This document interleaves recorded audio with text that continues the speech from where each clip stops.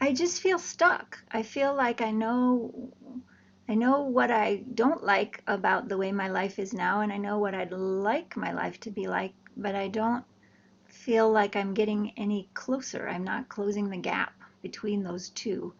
And I feel I have been feeling for a while like the foundational piece is like I can take workshops from people and they can talk about how to post or how to do a webinar or how to write emails.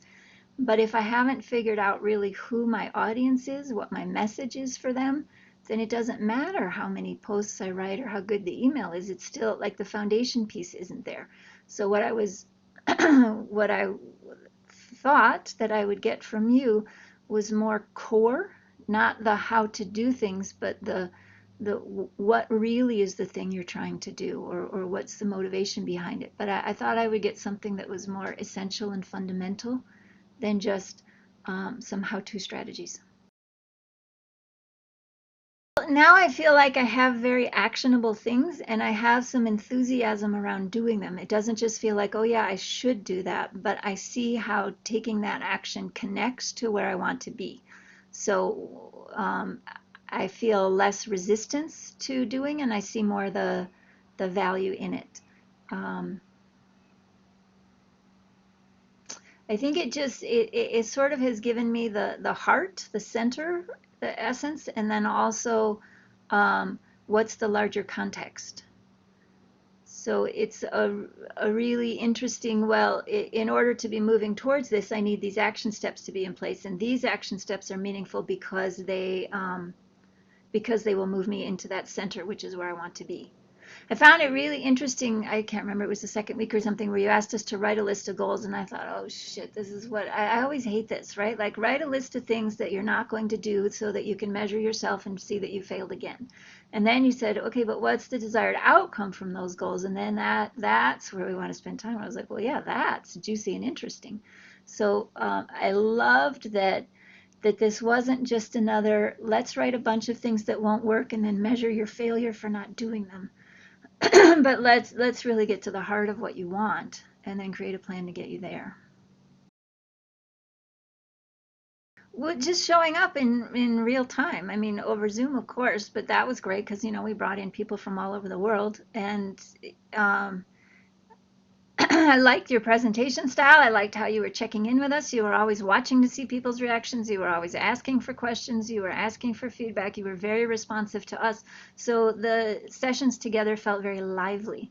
And the breakout rooms were I mean, it was wonderful people in the group. So it was nice to be spending time in such good company, exploring, deep, authentic, um, personal things. And, and it just was nice to do that as part of a group. Well, no, for me, the most challenging was just keeping up with the stupid emails because that's my own challenge. But I didn't, the homework load was manageable. Some weeks we didn't have any homework, some weeks we did have some. But the preparation for the homework was so good that I didn't find that a struggle. I didn't have a challenge with the program itself, only just my own challenges for keeping up. Well, I mean, I think one of the big takeaways for me today, just in going through the values, was that there are people that I know that don't share those values, and there's always friction in those relationships for me. And to just see that, oh, right, because these things actually are non-negotiable for me. And so it's not like, well, could I compromise and say, well, we don't have to have integrity in our communication? No, we have to, because that it doesn't work for me otherwise. So there are things that other people do that bother me, and it's not just like, oh, I should be more generous or anything. No, that offends me at a very deep level, that behavior goes on. And so then I just need to be making my choices about how much do I invest in those relationships. But it's not like, if we differ on some of my deep values, I don't think there's really a future for the relationship to improve or become anything. Well, we just don't belong together. So then if you ask, well, what does that bring you? Well, it brings me some peace of mind. Like, well, this is a relationship that's not going anywhere, so I don't have to keep trying to make it become something, right? This is not This is not a failure in my part that I didn't work hard enough or that I'm too judgmental or da da da da da da da. No, this person and I don't share core values, and so then it will never. Then I can just let it go. There doesn't need to be any noise in my head about anything I should do or what kind of person I should be. This pairing won't work, and then I can move on to put my attention somewhere else. So then that brings peace of mind, and I can finish and let something go. Oh, it's great. You should do it.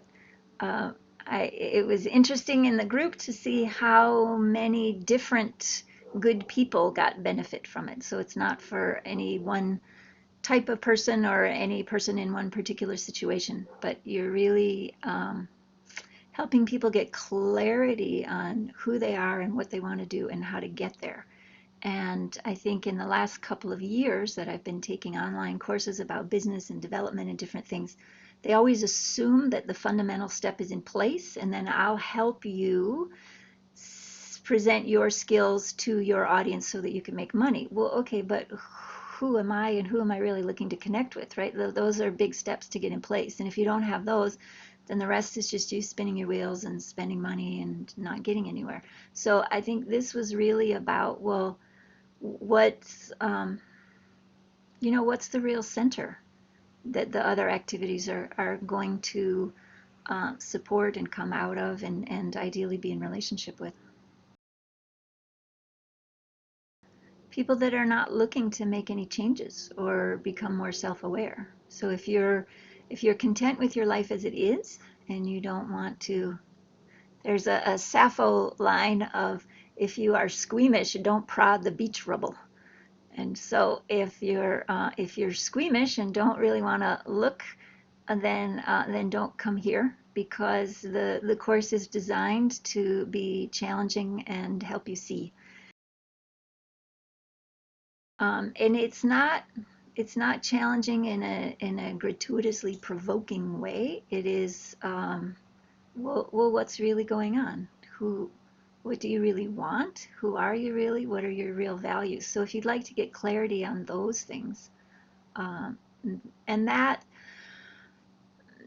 could be because you want to move forward in business. That could be because you want to move forward in relationships. That could be because you feel like your life somehow isn't quite what you want it to be, and the other things you tried haven't gotten you there. I mean, it could be that part of what you need is a map, and then this will help you get the map of who you are and where you want to go. It was fun and supportive and rewarding. Peace of mind and a clear path forward. Well, I would just say you'll enjoy it. He's very enthusiastic and fun, and he's efficient. So we don't waste time, and so you'll get interrupted if you're going off on things that aren't helpful, which is great because then you get interrupted on don't waste time. Um, the course is very well organized, well structured. There is space to interact and connect and give feedback, but there isn't any wasted time. Like things that come up that weren't necessarily part of your plan get handled and dealt with, but they get handled and dealt with because they need handling and dealing with. Um, yeah, I would say you'll really enjoy it. I think you're high energy when you come to the programs. I think you are very intelligent and thoughtful, and you've been very thorough in your research and putting together this. I mean, you have read widely and you've trained widely, and you're bringing in any tool that you think will help us get unstuck and move forward. So you're tremendously generous in that sense. Well, what will help this person move along, and then let me provide that.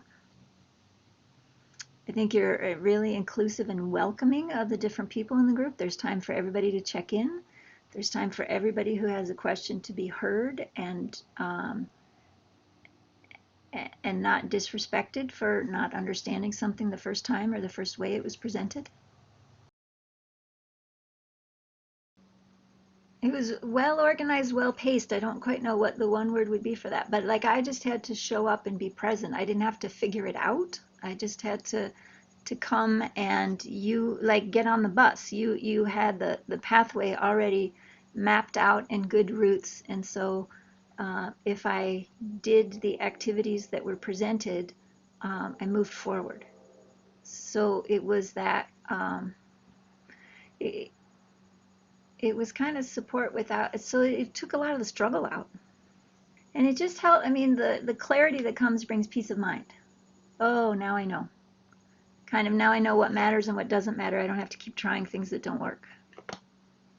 I was fortunate in that my schedule permitted me to attend to all of them live, and I think that that really matters. I think there is a liveliness about being in there in the interaction when it's happening, and not, watching it at 1.5 speed while you're doing the dishes later. So I would just really encourage anyone, to the extent that you're able, get it in your calendar to attend as many of the presentations as you can live, because I think the quality of your experience and the impact of it will probably be significantly improved if you do that. I can't imagine that this would have been as I wouldn't have felt as connected to the people or the material, I think, if I was watching it all as replays.